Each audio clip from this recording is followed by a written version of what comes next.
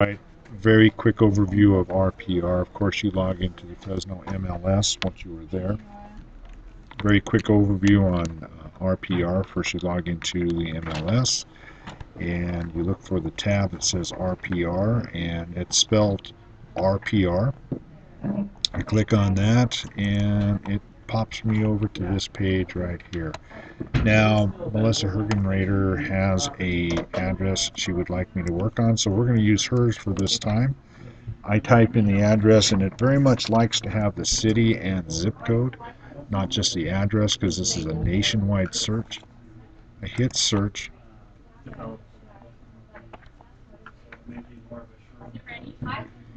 and immediately it pops up this screen, which if you spend any time on Zillow, Trulia, Realtor.com, and then the other ones behind it. This page may seem a little bit familiar. It gives you a current RVM of 236, and then it highlights the home right here in yellow.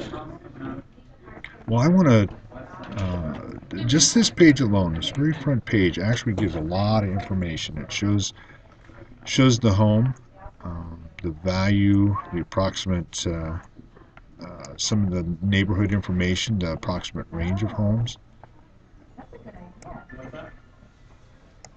the change in the estimated home values in this area, and how it compares to the rest of Fresno. I would argue those numbers, but let's keep on going. 12-month change and median days in the system, right? How long homes are taken to sell in the area. So I come on down here and I see I can confirm the information on the homes right here. It's a 3-bedroom, 3-bath. That's surprising. 2 full baths and a partial bath. The square footage, the lot size, when it was built, type of cooling. You see a lot of different information here. If I know of any of this information to be false, I can make changes here and it will affect the value of the home. I can also print this off, and it is just a very, it actually gives a very good overview of the community and what's going on in the community.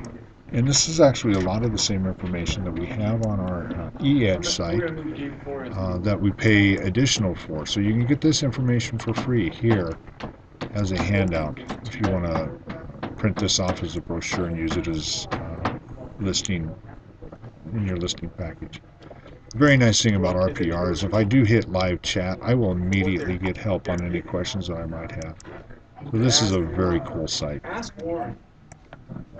Alright, let's go ahead. I want to build a comp analysis of this home, and I want to actually look at other homes in the area and see if I need to make any changes, make any adjustments to my number.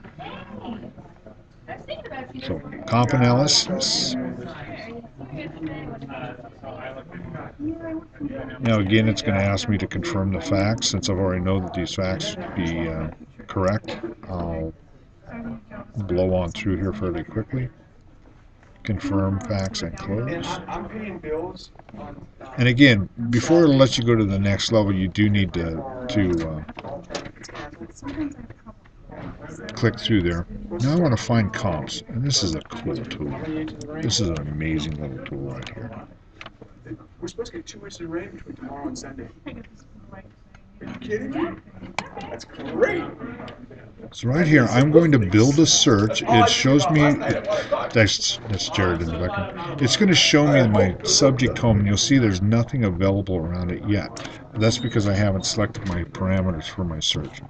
So I want to go through single family. I want to find the homes that are active for sale now. I want to find the homes that are pending. I want to find homes of public record. So this is going to be things that you will not see in the MLS. I want to find distressed homes.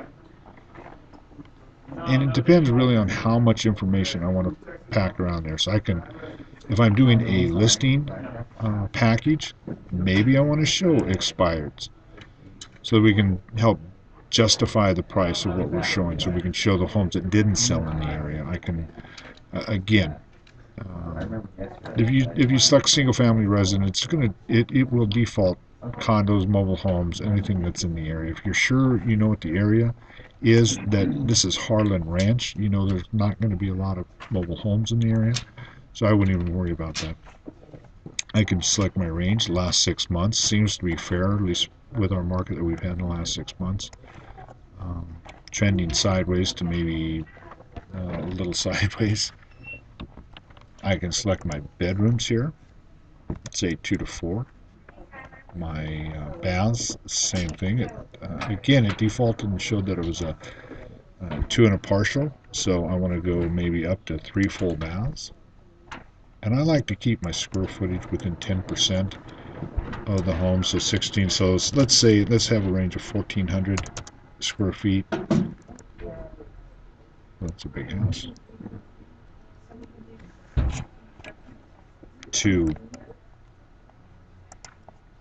I'm sorry.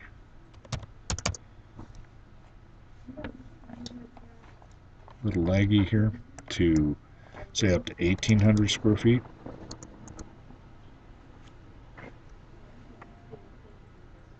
Sorry about the lag time, guys.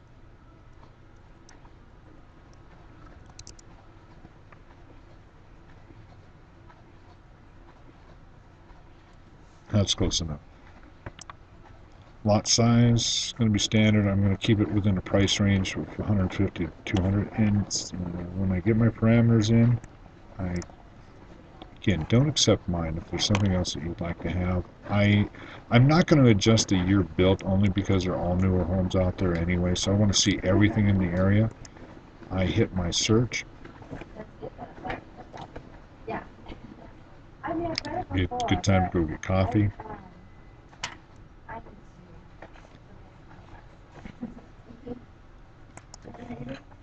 Okay, so now we have a fairly decent field of homes that it came up with, and if I look at my menu down here, I want to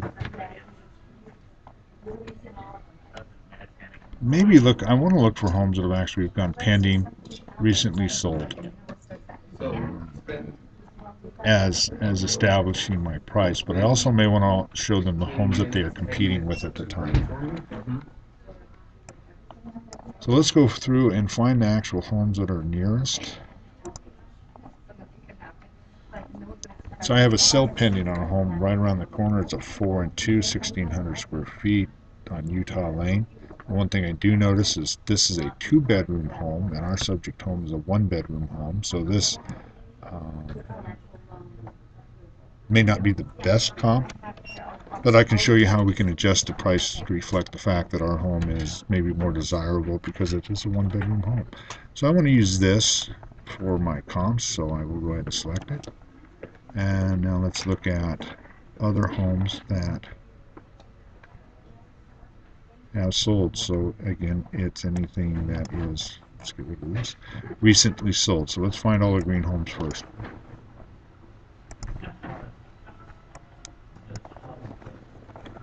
Here's one for 240. Recently sold. Again, a 2-bedroom or two-story home, 1,600 square feet, and just recently sold, half a month ago. I'm going to use that. And let's find this one. And you see, as we select a home, they go dark on us or go black on us. Again, a 2-story home, about the same square footage.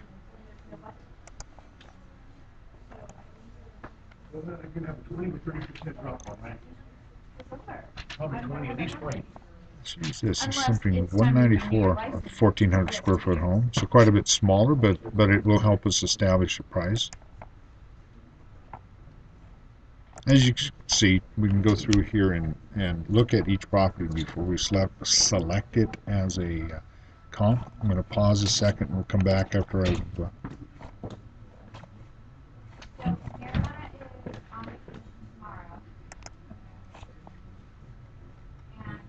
Okay, I've got a fairly comprehensive list of homes that I've selected, and I've selected recently sold, pending.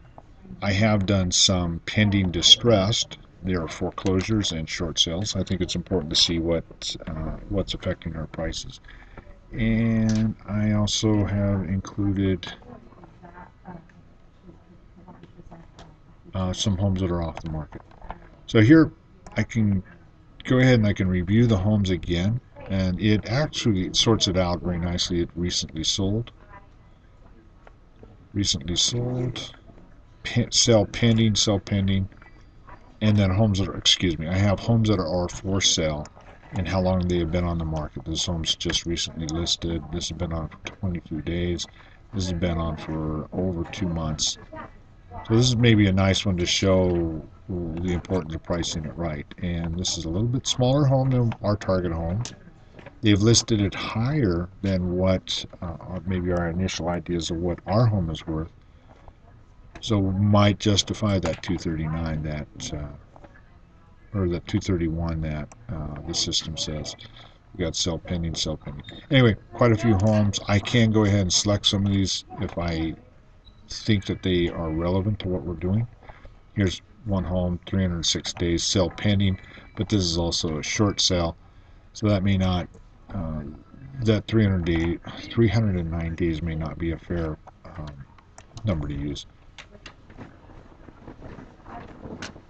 And here are homes that are off the market or have expired. So I may choose to use these or not, depending on the client that I'm working with. I want to update valuation and close when I have all my homes selected. And it immediately brings me back to this page, and it shows me that my new evaluation on the home is $238,584. What if I know that my home is by far and away the very best home on the block? It is one story, so it's, in my opinion, it is better than the other homes. Or maybe my home is trash. Maybe it's not anywhere near as good as the comps that I've looked at. So I can come back in here and I can adjust comps. So here's my target subject property on Vermont Lane, and here's a 2-story home that, because I feel that 2-story homes are, at least at the very least, is worth no more than my subject property. I can bump my evaluation of this home down. Now again, this has to be because you're competent, you know your market, you know your industry, that you're making these adjustments. You don't want to inflate the price of the listing property or deflate it, hoping that you can drive the listing price down. This really does have to be a fair evaluation of what you looked at. I would even recommend go looking at these homes prior to, or if you're familiar with the area, you have a good feel of it, of where that should go. Here's a 2-story home. I already see that it's valued below square footage wise to our subject property, so I'm going to leave this one alone. 2-story home here, again valued below the 147, so maybe that's a very fair assessment. I don't know the home, so I'm going to leave it alone. I can go through this and adjust the prices of all the homes the same way.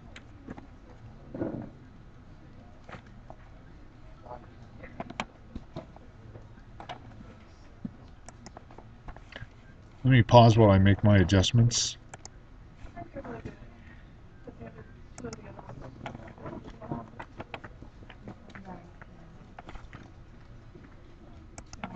So I've made my adjustments.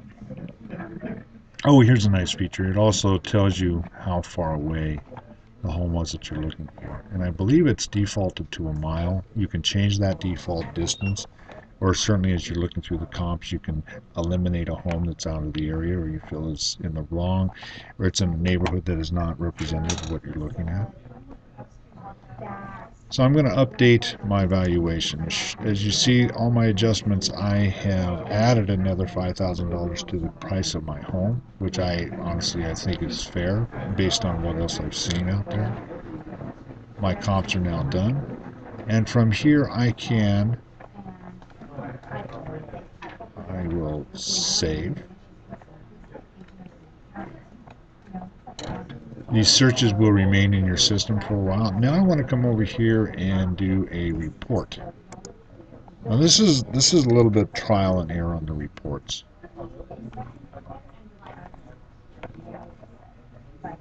If I want to market activity report or a seller's report are probably the two that I use the most. There's also a mini property report, but let's pick the seller report. And before I'm going to select it, but before I run the report, I want more details on what the report's going to give me. As you can see, this every page that is marked, it will give you this report on every home that you selected as a comp. So based on the fact that I have 13 homes, this report could be as many as 200 pages. So I really don't know that I want everything here. I don't know that I want extended home facts on all my comps. I don't know that I want property photos on every property or property history, activity on the homes, market activity over time, market health charts on every single home. Excuse me. These things are for the home, that your subject home right here. So yes, these things I may want. What I don't want are for my comps. I don't want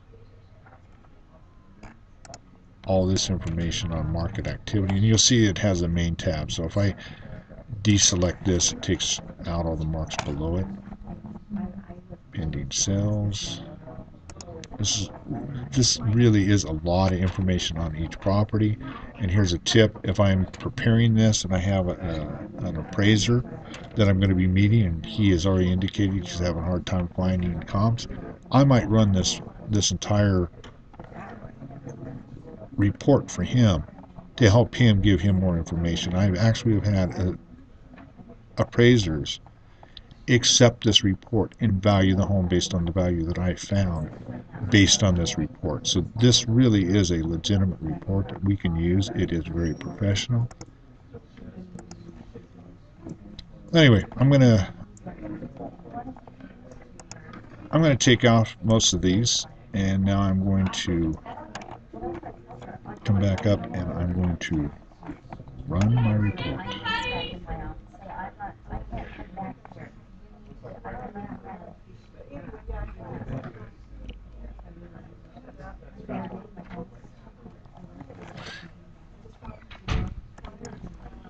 By the way, I want to email this report to myself before I send it to anybody unless I'm really sure of the report and what I'm doing. Sorry about the laggishness here, guys.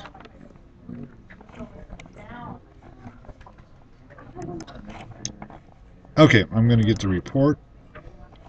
It will come back and tell me that my report is running, and when it is done, it will send me a little pop-up message with the report. Anyway, this is how you get it. Again, experiment with it a little bit. It is a powerful, powerful tool. Don't ignore it, and it'll set you apart from anybody else out there. By the way, the relationship that we have with RPR is probably better than any other realtor in the industry. We get more for our buck with these guys than anybody else. This is another thing that sets us apart.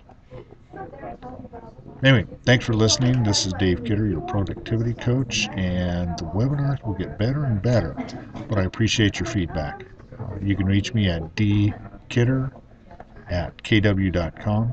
That's dkidder, Kidder, @kw.com. Thanks. Bye.